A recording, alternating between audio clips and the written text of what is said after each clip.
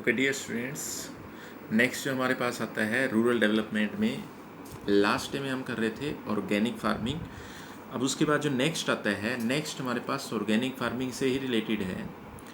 उसके अंदर जो नेक्स्ट पॉइंट आता है, जो नेक्स्ट कंसेप्ट आता है, वो है आपका myths about organic farming. Myths हैं आपके भ्रांतियाँ। भ्रांतियाँ मीन्स आपको आप इनको कन्फ्यूजन भी कह सकते हैं कि कुछ मिथ्स हैं, कि कुछ अफवाहें हैं, कुछ बातें हैं जो फैल जाती हैं, जो हमारे मन में होती है ऑर्गेनिक फार्मिंग के लिए। तो ये कहता है कि वो कौन कौन सी भ्रांतियाँ हैं, कौन कौन से मिथ्स हैं, या कौन कौन सी आपकी वो बातें हैं जो ऑर्गेनिक फार्मिंग के बारे में सोची जाती हैं। उनमें से क्या सच है और क्या झूठ है, ये हम देखेंगे। सबसे पहले इसके अंदर आता है organic farming is not economical. जो जैविक खेती है वो मितव्ययी नहीं होती। मितव्ययी मीन्स वो आपकी बचत करने वाली नहीं होती है, उसमें कम खर्च नहीं होता, उसमें ज़्यादा खर्च होता है, ये कहता है। तो ये कहता है इसमें कि जो ऑर्गेनिक फार्मिंग है, ऑर्गेनिक फार्मिंग इकोनॉमिकल नहीं है। ये आपका जो अगर देखें, ये आपका ट्रू नहीं है, ये सत्य नहीं है, नॉट ट्रू, कि जो ऑर्गेनिक फार्मिंग है इकोनॉमिकल नहीं है।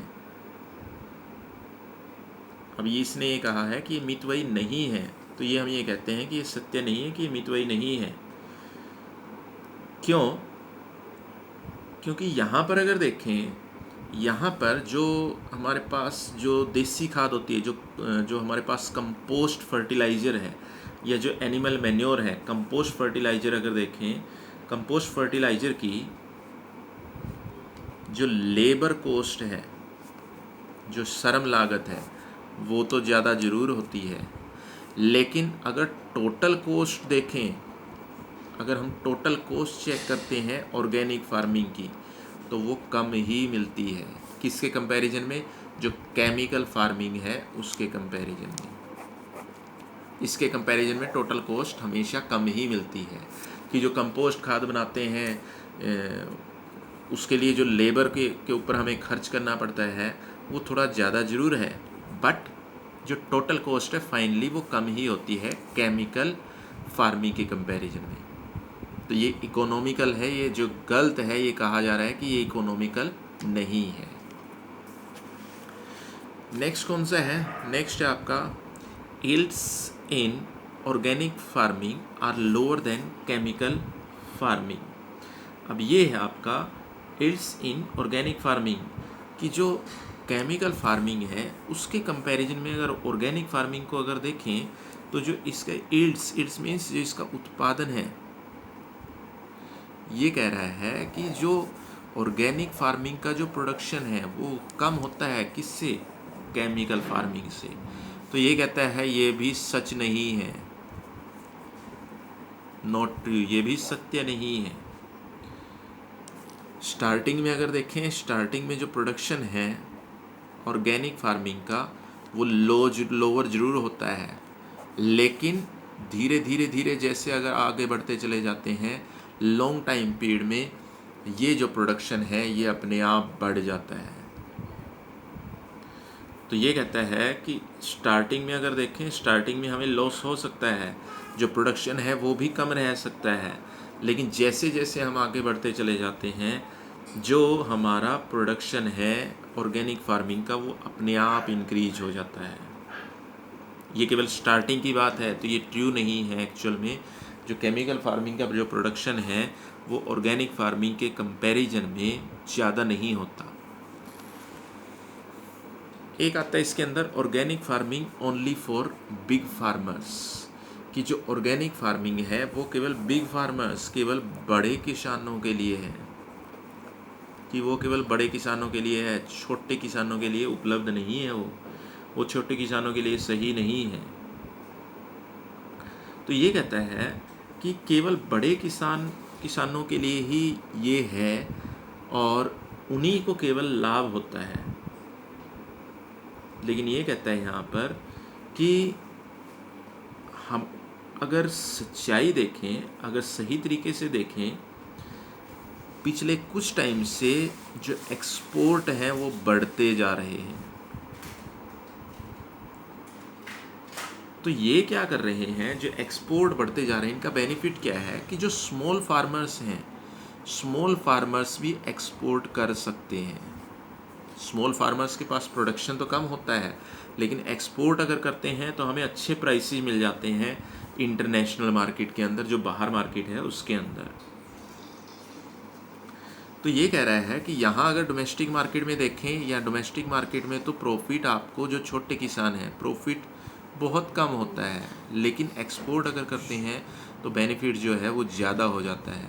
तो ये केवल बड़े किसानों के लिए नहीं है, ये छोटे किसानों के लिए भी सही है। तो ये भी एक भ्रांति है, ये भी एक मिथ है कि ये केवल छोटे किसानों के लिए सही है। ये सभी के लिए सही है, आपका सभी किसानों के लिए सही फिट बैठती है।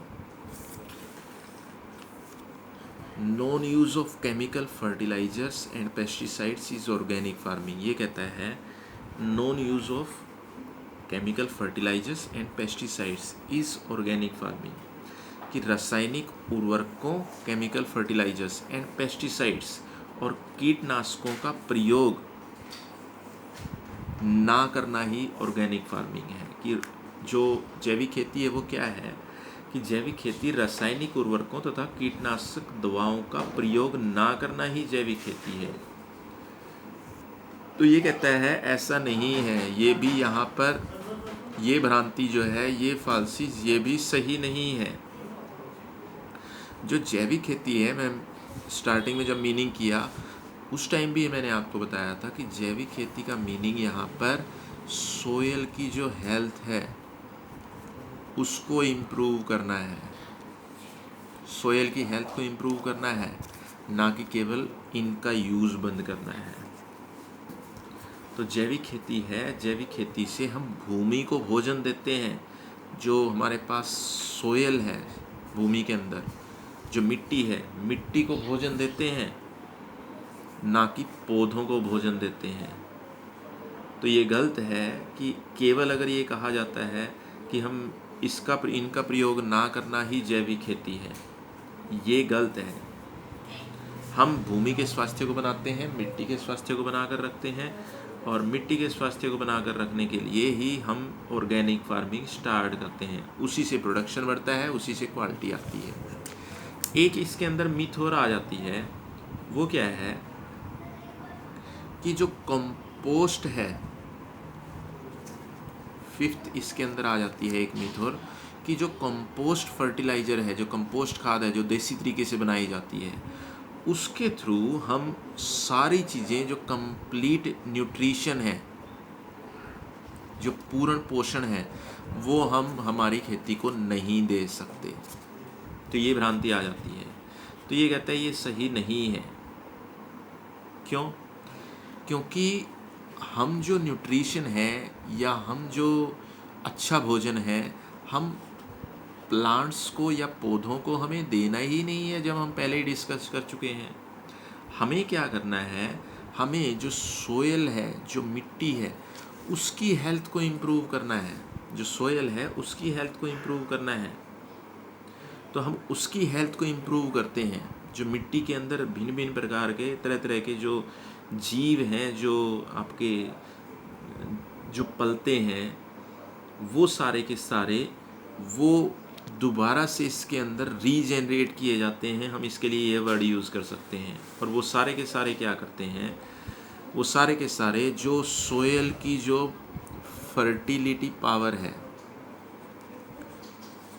उसको इम्प्रूव कर देते हैं, फर्टिलिटी पावर को। तो ये जितनी भी फालसीज हमारे पास आई हैं, जितनी भी मिथ्स हमारे पास आए हैं, ये सारे के सारे गलत हैं। आप देख सकते हैं, दोबारा से इनको टैली कर सकते हैं। ये कहीं से भी सही नहीं है।